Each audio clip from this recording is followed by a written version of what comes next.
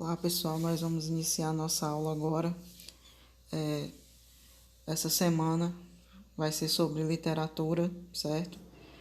O primeiro conteúdo que a gente vai ver aqui na literatura é já uma corrente literária, certo? É um movimento literário, que é o trovadorismo, certo? Que acontece na Idade Média, certo? Então, entre os séculos 12, 13 até o século 14. Então, é o trovadorismo que a gente vai ver. É a origem da literatura portuguesa. Nesse período, né, o Brasil ainda não era descoberto, então nós iniciamos nosso estudo pela língua portuguesa, né, pelo português lá de Portugal. Então, origem de Portugal, reconquistas da Península Ibérica, surge a linguagem de Portugal e Galiza, galego-português. Então, nesse período aí, a linguagem, né, as línguas estão em transformação, certo? Aí vem a sociedade da época. Como é que era formada essa sociedade? Era formada pelo feudalismo e pelo teocentrismo, certo? Feudalismo, ter os senhores feudais, né? Os portadores do comércio e das riquezas e das fazendas e tudo mais. E a gente tem o teocentrismo, né? Que é a figura de Deus acima de tudo. Aí vamos ver, também tem as cruzadas, vamos ver cada um deles. Vamos lá. A pirâmide era formada dessa forma, certo? A gente tinha os servos, né, e os livres, que era a base de tudo da pirâmide, eram os cavaleiros, os servos, os escravos, os vassalos, eram a base, né? Os camponeses, a base de tudo. Após eles, a gente tinha o senhor feudal, que eram os fazendeiros, os que tinham um determinado poder e dinheiro, né? E acima de tudo, a gente tinha o clero, a nobreza, perdão. Então, a nobreza, ela detinha, né, o poder. Isso através do clero.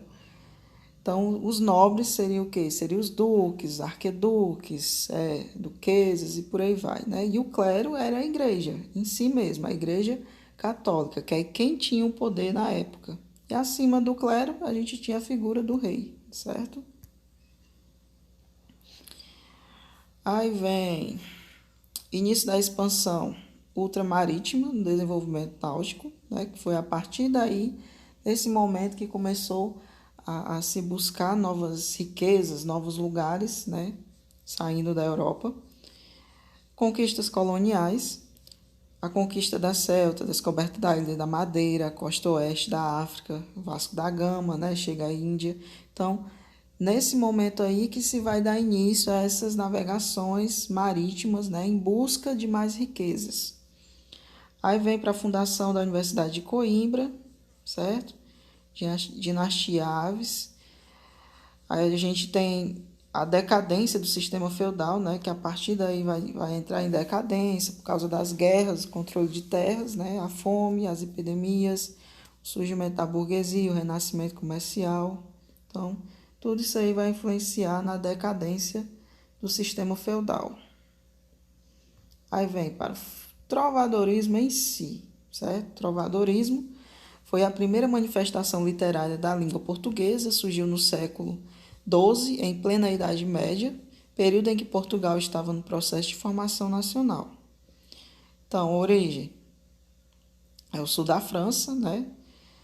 Poeta, Taurevé, em português, trovador. Ou seja, a gente vai ter os trovadores, trovadorismo, trovadores. O que seria isso? Os trovadores são poetas que fazem os seus poemas, né?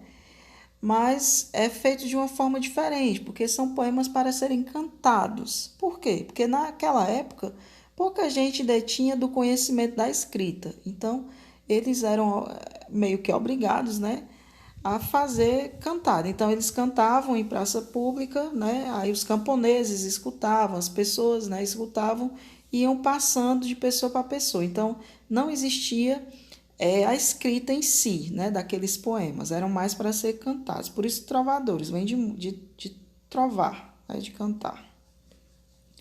Aí eu venho aí Cantiga da Ribeirinha ou Cantiga da Guavaia, né, que foi um dos marcos desse momento, um dos mais conhecidos. Aí vem a poesia. Na época, os poemas eram feitos para serem cantados, foi o que eu acabei de falar, acompanhados de cítara, viola, flauta, lira ou harpa. Então, eles faziam, né, lá os seus rituais, por assim dizer, cantando seus poemas. E iam passando de pessoa em pessoa, né? E as pessoas escutavam e cantavam também. Aí vem a divisão, refrão, métrica, né? Que eu também já passei para vocês na aula passada. Aí eu tenho a lírica amorosa e a lírica sátira, certo? Na lírica amorosa, a gente tem cantigas de amor e cantigas de amigo. Na sátira, a gente tem cantigas de escárnio e cantigas de maldizer. Nós vamos ver cada uma delas. Então, só recapitulando. Eram poemas, eram feitos, né, para serem cantados. Justamente porque não era todo mundo que tinha um conhecimento da escrita na época. Aí vem cada uma delas. Primeiro a gente vai ver as cantigas de amor e as cantigas de amigo, que eram as líricas, né? Cantigas de amor, né? A gente tem o sujeito, o trovador assume o eu lírico masculino, então quem fala dentro do texto é um eu lírico masculino, é um homem. O objeto, feminino, a dama, a senhora. Caracterização do sujeito, cativo, coitado, sofredor, aflito, enlouquecido. Então era um ser, né, que sofria por amor a uma senhora, a uma mulher. Caracterização do objeto, idealização da mulher pela qualidade física, moral e social. Então a mulher é exaltada. Expressões de sentimentos, amar uma mulher inacessível, a vassalagem amorosa. Então é aquele amor que não era correspondido. O cenário, o ambiente da corte, certo? Então, alta corte. Origem, provençal. Aí vem para as cantigas de amigo, que é o oposto das cantigas de amor. Por quê? Porque o sujeito nas cantigas de amigo é o eu lírico feminino. Então, quem fala dentro do poema é uma mulher, certo? O objeto, né, para quem ela canta, é para o eu lírico, para um masculino, um amigo, né, um namorado. A caracterização do sujeito é formosa, bela, graciosa e camponesa. Caracterização do objeto, mentiroso, traidor e formoso. Então, é justamente o oposto, né? Nas cantigas de amor, o homem canta para a exaltação da mulher, aquela mulher perfeita e tudo mais, mas que faz ele sofrer. E nas cantigas de amigo também. A questão da mulher sofrer por causa dele, né? E dele não ser uma pessoa tão boa, né? Ser mentiroso, traidor e tudo mais. Aí vem as expressões de sentimento. Só por sentir saudades de seu amigo, chora pelo abandono.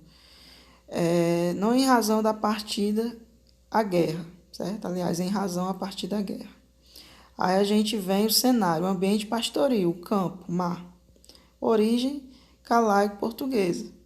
Então, tem essas duas cantigas aí, líricas, né? Tem a cantiga de amor e a de amigo. Cantiga de amor, quem fala é o eu lírico masculino. Cantiga de amigo, quem fala é o lírico feminino. Aí vem para as cantigas de sátiras, que é as de escárnio e as de maldizer. Né? As de escárnio, né? As cantigas de sátiras apresentam interesse, sobretudo histórico. Enquanto as cantigas de escárnio utilizam a ironia, o equívoco para realizar diretamente essas zombarias, a cantiga de maldizer são sátiras diretas. Então, na de escárnio, a gente tem uma crítica indireta, né? Então, faço uma crítica, mas eu não cito nomes, né? Fiquem subentendido. A pessoa satirizada não é identificada, ou seja, não tem nomes. A linguagem trabalhada, né? Uma linguagem bem mais feita, cheia de sutileza, de ironia, trocadilhos e ambiguidades. Já na cantiga de maldizer, é uma linguagem direta, né? Então, na maioria das vezes, eu cito o nome da pessoa a quem eu estou fazendo a minha crítica. Também a linguagem trabalhada, comum, a agressão verbal à pessoa satirizada. Então, a gente vai ter a questão de falar mal mesmo, né? De ter palavrões, de ter palavras assim toscas.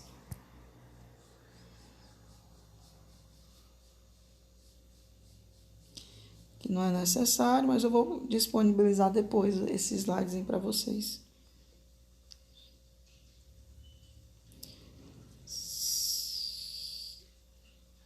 Aí eu tenho os representantes, né, dessa escola literária, que é Dom Afonso X, Dom Diniz, Dom Duarte. No livro, vocês vão ver que existem vários textos de Dom Diniz. Pronto, aí a gente vai parar por aqui, certo, pessoal? Qualquer coisa, qualquer dúvida, entre em contato comigo, certo? Que eu respondo vocês.